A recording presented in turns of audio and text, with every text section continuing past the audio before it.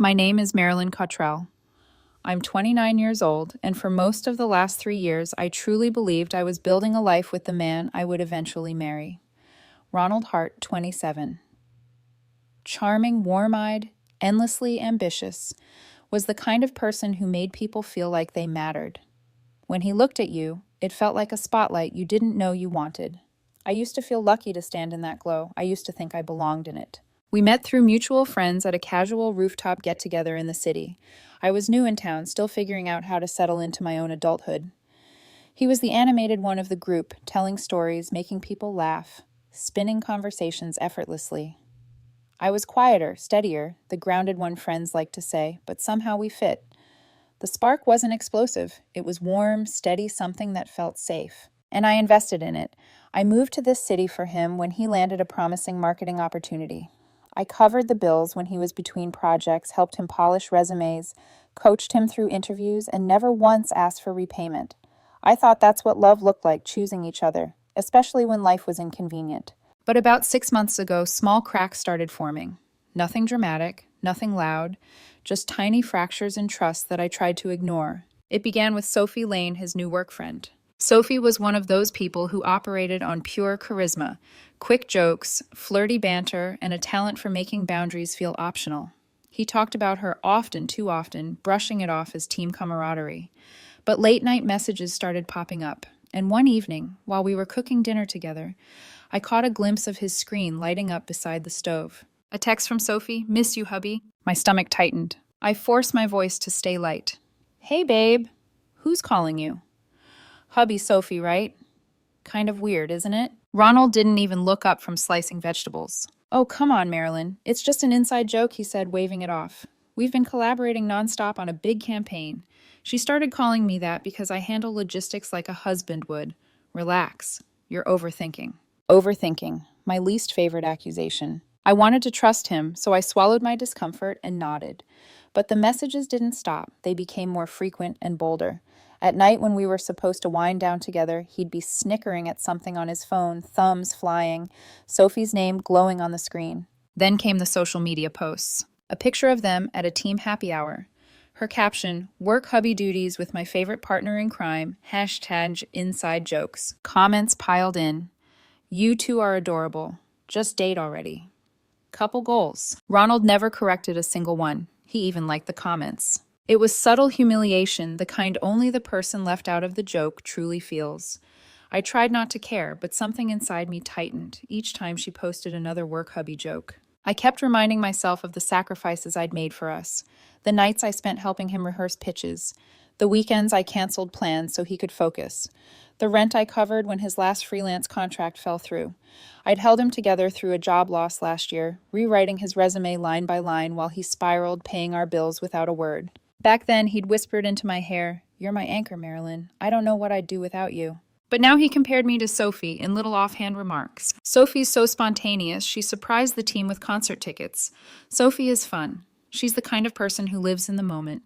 Why don't we try being a bit more adventurous like she is?" Every comment chipped away at the foundation I thought we had. One night, after coming home late from a team outing, he tossed a receipt into the trash, a fancy dinner for two at a restaurant we'd never go to because we were supposedly saving money. When I asked, he shrugged. "Client meeting. Sophie's better at closing deals, so we work together a lot." I wanted to believe him, but my intuition, the one I usually trusted, thrummed like a warning bell. And then came the moment that broke something inside me. I overheard him on the phone with his sister while I was folding laundry in the bedroom. His voice drifted down the hallway, casual, almost amused. "Marilyn's great, but Sophie, she just gets me. The whole hubby thing. It's harmless fun. Honestly, it feels natural." Harmless. Natural. Words that cut in ways yelling never could. I sat with that ache for days trying to tell myself not to jump to conclusions. Maybe I was imagining things. Maybe he wasn't replacing me. Maybe I just needed to communicate better. But the truth was already in motion. It hit its peak that Friday evening. I came home from work exhausted, craving our usual quiet night in takeout, a movie, maybe falling asleep together on the couch. But when I walked in the air in the apartment felt wrong. Ronald was pacing phone in hand, expressions strangely rehearsed. He looked up, crossed his arms, and said, "We need to talk." A chill ran through me. "What's going on?" I asked. He sighed dramatically as if I were the one inconveniencing him. This relationship, it's not working for me anymore. You're stable, sure, but I need excitement. Passion. Sophie and I, we've gotten really close. Really close. My heart sagged, but my face stayed still. Close how Ronald. He gave me a look like I was being intentionally dense. You saw the texts. The hubby thing. It's not a joke anymore. We've been seeing each other for a couple months. She makes me feel alive. With you, it's predictable, comfortable, but boring. Boring. After everything I'd carried for him. Everything I'd given up. I didn't scream. I didn't cry. I just stood there letting the cruelty settle onto my skin like cold rain. So you're choosing her? He nodded, almost smug. Yeah, and I think it's for the best. You'll find someone who appreciates your predictability. My chest tightened, but all I said was, okay. I didn't know it yet, but that single word, calm, quiet, controlled, would become the turning point of my entire life. I don't think Ronald expected me to stay calm. He certainly didn't expect me to stand there without collapsing, begging, or fighting for the version of us he'd already rewritten in his head. My silence unsettled him. I watched it flicker across his face, a brief twitch of uncertainty, before he shoved his hands into his pockets and kept talking, trying to regain control of the narrative. Look, he said this transition doesn't have to be dramatic. I was thinking, you could stay on the couch for a bit until you find a place. Sophie's coming over in a couple of days so we can all clear the air. Make things less awkward. I blinked. Clear the air with the woman you cheated with. He scoffed, laughter spilling out in a sharp, condescending bark. Oh my God, Marilyn. Cheated. The spark between us was already gone. You know that. Don't be childish. Childish. After 3 years of carrying him through every setback, every crisis, every moment he doubted himself, I was childish. But I didn't argue. Not because I agreed, but because something inside me had shifted into a colder, sharper version of myself. A part of me that finally understood no explanation, no plea, no logic would ever make him see the truth. He had already chosen his story. Fine, I said simply. His brows lifted, surprised by how easily I accepted the end of us. But he mistook composure for defeat, and that was his first mistake. Good, he muttered, grabbing his coat. I'm staying at a friend's place tonight. We can talk more later. He left with the confidence of someone who believed the world revolved around him. Someone who thought I would sit on that couch all weekend, stewing, waiting, hoping. Someone who expected me to be exactly as he'd always painted me, predictable, safe, static. But the moment the door clicked shut behind him, I finally exhaled. The silence was deafening at first. Pain seeped in through the quiet humiliation, betrayal, disbelief. But beneath all that, something else pulsed. Resolve. I refused to be the woman he used as a stepping stone toward excitement. Not anymore. By morning, the decision was made. I didn't pack in a frantic rush. I packed with purpose. I folded my clothes neatly, gathered the books I'd brought from my hometown, unplugged the tech equipment I had bought with my own money, including the monitor he always insisted he worked better on. I dismantled the coffee station I set up for us. I pulled down the framed photos he never bothered to hang straight. Piece by piece, I reclaimed my life. By midday Saturday, half the apartment looked hollow. By Sunday afternoon, it barely resembled a home. I handled everything quietly. Canceled the joint streaming accounts. Transferred utilities to his name. Requested mail forwarding. Booked a storage unit across town. Loaded my car with the last of my things. There was no anger in my movements, only clarity. No dramatic music, no tears, no shouting. Just a woman stepping out of the story someone else tried to confine her in. Before I left for good, I wrote a note, brief, neat written, in the same handwriting he once teased me for saying it looked too formal. I placed it on the kitchen counter where he couldn't miss it. The joke's over, so are we. I didn't sign my name. I didn't have to. The drive to the motel on the edge of the city felt surreal, like coasting through the remains of a dream I'd already woken up from. I checked in under my own name, took a long, hot shower, and collapsed onto the stiff mattress. For the first time in months, no phone buzzed with his needs, no passive-aggressive comments, no little comparisons to Sophie. The silence wasn't painful anymore. It was peaceful. By Monday morning, I'd already made another life-changing decision. I called my boss and requested a transfer to our company's satellite office in another state. The opportunity had been available for months, a growth track promotion I'd delayed for Ronald's sake. Now nothing tethered me. My boss approved the transfer within hours. Turns out I wasn't predictable. I was dependable, consistent, reliable. Qualities they valued, even if Ronald didn't. Over the next few days, I tied up loose ends, updated my address, packed what remained into my car, booked a long-term rental near the new office, blocked Ronald on every platform without ceremony. I didn't disappear. I simply removed myself from the places where he expected access to me. The first week alone was quiet, too quiet. I'd wake at dawn unsettled by the absence of chaos, of second-guessing, of trying to keep someone else's emotional world stable. But with each day, the fog cleared.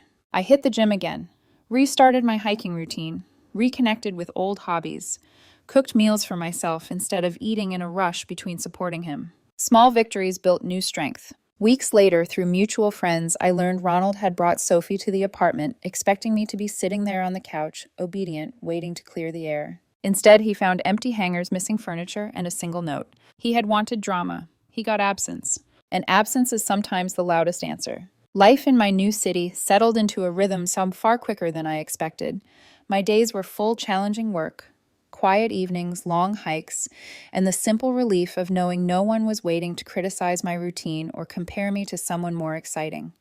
I didn't just recover, I expanded. I breathed again. I didn't look up Ronald, didn't search for Sophie, didn't care to watch their curated life unfold. But the funny thing about walking away is that the world still likes to deliver updates whether you ask for them or not. The first messages from mutual friends were neutral check-ins, the kind that carried casual information wrapped in just so you know tones. "Hey, Marilyn, FY Ronald and Sophie are official now." I responded politely, dismissively. A simple thanks for letting me know and nothing more. Then the tone of the updates changed. They weren't celebratory anymore. They were cautious, uneasy, almost apologetic, as if people weren't sure whether to warn me or spare me. Because the pedestal Ronald placed Sophie on, it splintered fast. It started with money. Ronald used to lecture me about being too predictable, but what he meant was, I was the one who made sure bills were paid, that rent was covered, that life stayed afloat. He'd never handled that weight alone, not really. And Sophie wasn't built for that kind of responsibility. She had charisma, yes. Spontaneity, yes, but no structure, no financial stability, no real plan beyond the next stimulating idea that popped into her head. Within a month of me leaving, she had moved into the apartment, not because they were so in love they couldn't bear to be apart, but because she needed a place to stay. Her savings evaporated into half-started business ideas and impulsive purchases. Ronald suddenly found himself covering bills he didn't realize were so high because I'd quietly managed them. That excitement he wanted, it came with unpaid utilities and maxed-out credit cards. Then the arguments began. At first playful disagreements, then louder ones, then ones their neighbors overheard. Once a mutual friend told me she screamed at him in a bar because he wouldn't buy drinks for all her coworkers. I didn't respond. What could I say? He was living the chaos he accused me of being too boring to avoid. The next wave came when Sophie's facade cracked even further. People had warned Ronald long before that she was flirtatious with everyone, that boundaries blurred wherever she went. He dismissed it as jealousy or misunderstanding. But patterns eventually show themselves. I heard from someone who used to be close to both Ronald and me, that Sophie began doing to him exactly what she did to me. Late-night messages with friends, inside jokes with male coworkers, posts that made it unclear who she was actually dating. Texts calling other guys future hubby with laughing emojis. When Ronald confronted her, she mocked him. "Relax, it's harmless fun." The exact phrase he once used on me. The irony would have been funny if it wasn't so painfully predictable. Then came the worst part, the emotional unraveling. Sophie wasn't just unreliable, she was volatile. During fights, she threw the same insults at him he once used on me. "You're boring, you're too predictable, you're dragging me down." She belittled him, mocked his routines, and compared him to other men. Spontaneous men, fun men, the ones who bought concert tickets at the last minute, the ones who took risks. Everything he once weaponized against me became his daily reality. And then, as everyone expected except him, Sophie cheated. Not once, not subtly, not apologetically. A coworker, someone she'd been flirting with openly for weeks. Ronald caught them. She didn't even deny it. She said he wasn't enough. The words he used to justify breaking my heart came back like a mirror he was forced to stare into. After the meltdown, she took whatever money she could squeeze from him, called him pathetic, and left.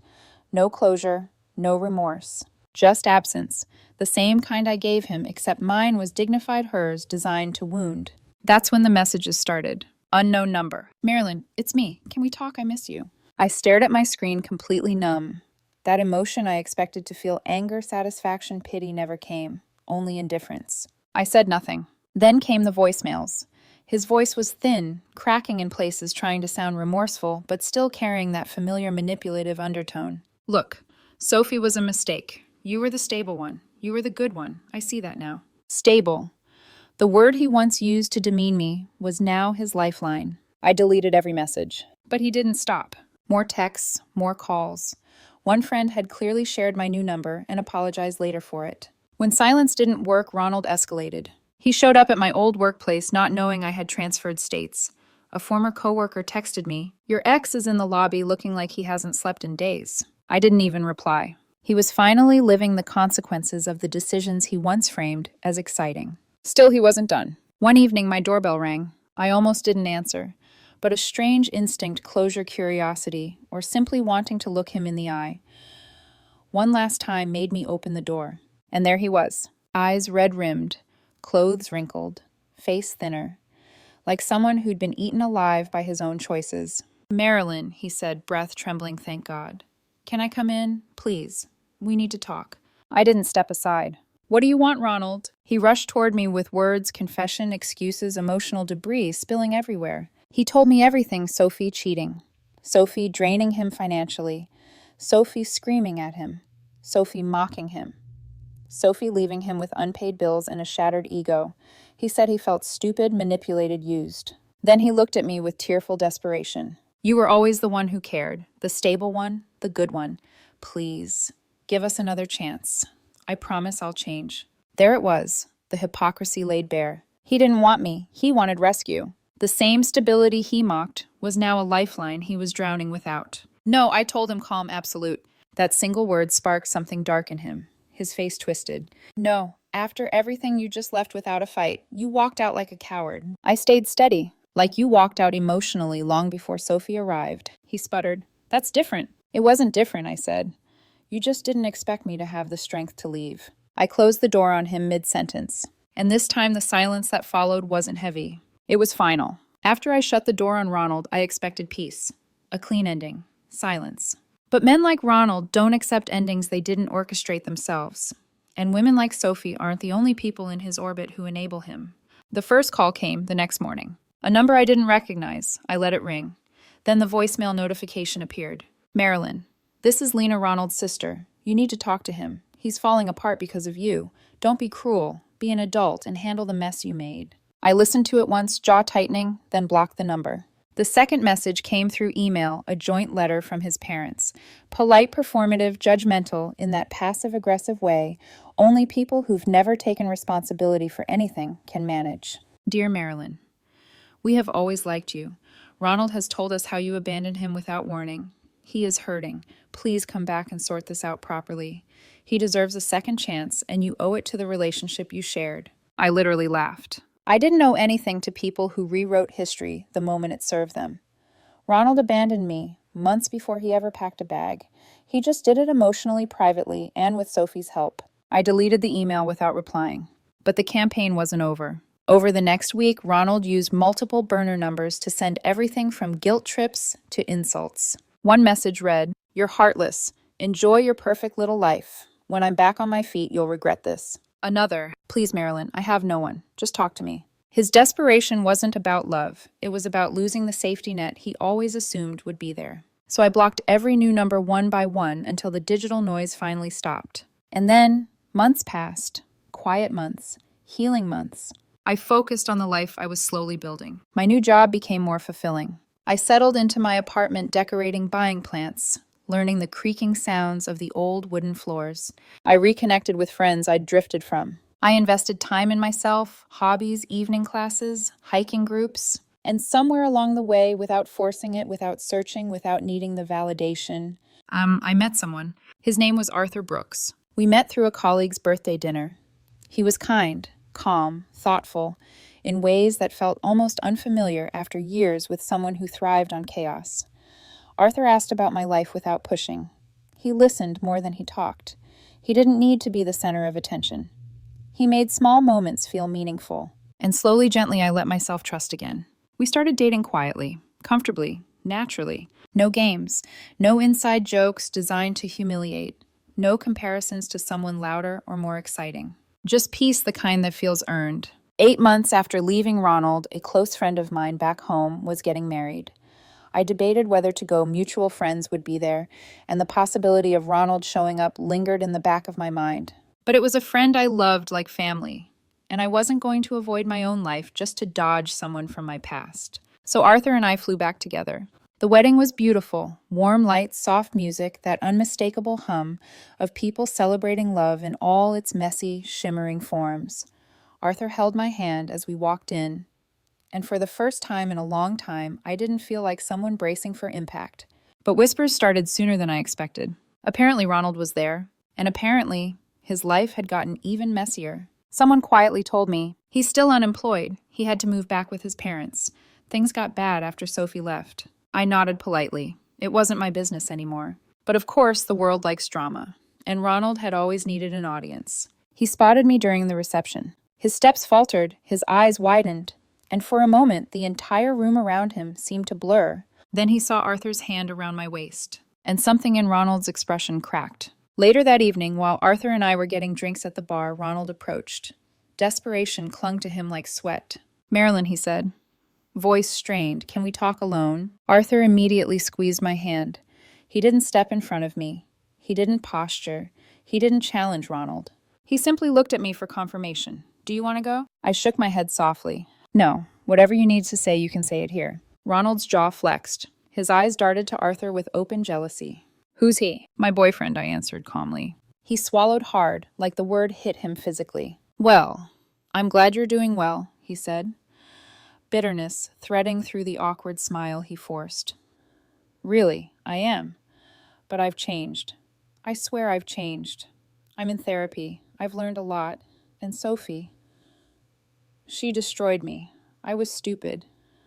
But you," his voice cracked, "you were always the one."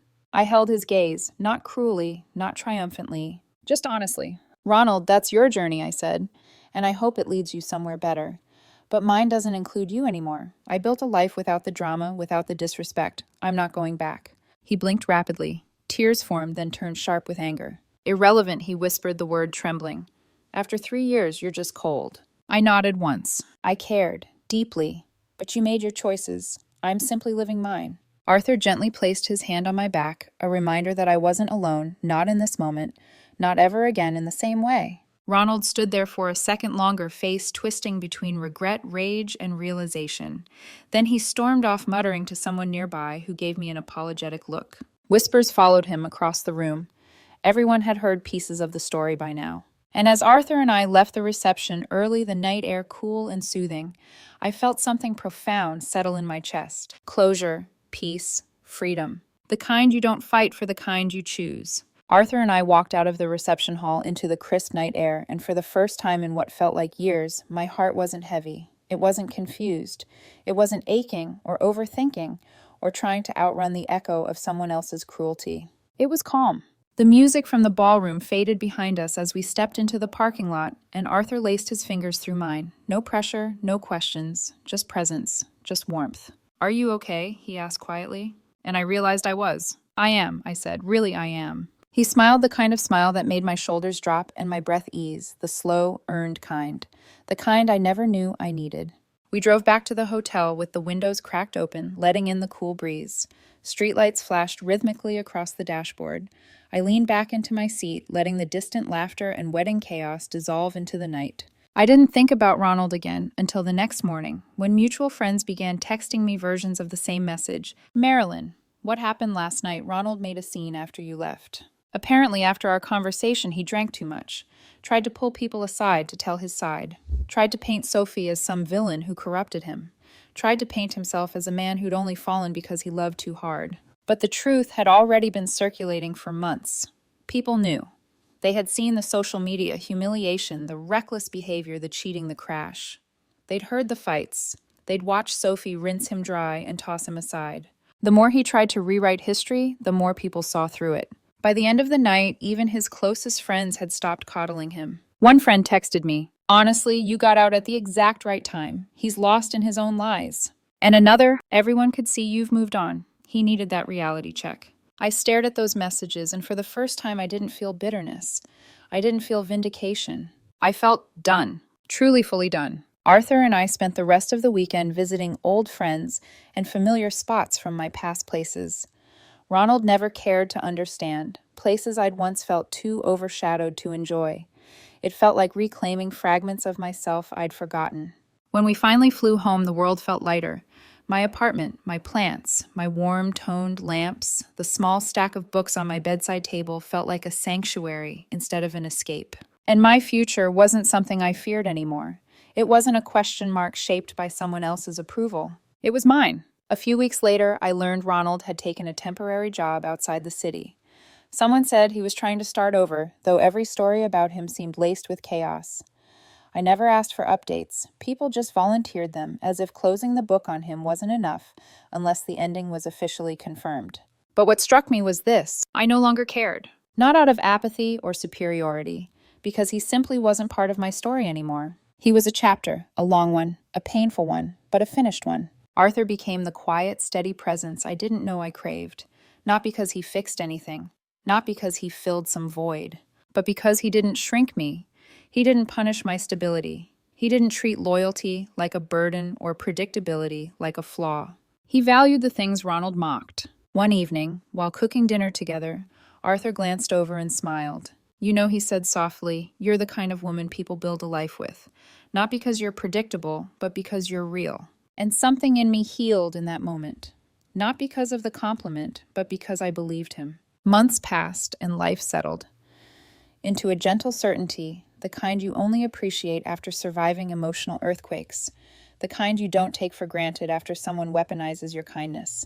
I thought a lot about the girl I used to be, the one who apologized for her stability, who held everything together while someone else tore it apart, the one who wasn't allowed to be enough unless she performed excitement for someone who wanted to feel entertained instead of loved. She didn't vanish. She evolved. She became a woman who knew her worth, who didn't beg for crumbs, who didn't wait for someone to choose her over chaos. A woman who chose herself. Looking back, Ronald leaving wasn't the tragedy I thought it was. It was the catalyst. It freed me. It forced me to rebuild. It taught me what peace actually feels like, what respect feels like, what it means to walk away without burning yourself in the fire someone else set. The truth is simple. I lost a man who thrived on drama. I found myself, and I found someone who sees me clearly, not as a backup plan, not as an emotional crutch, but as a partner. And that will always be the better ending. Thanks for listening. Make sure to subscribe to the channel and hit the like button if you enjoy stories like this.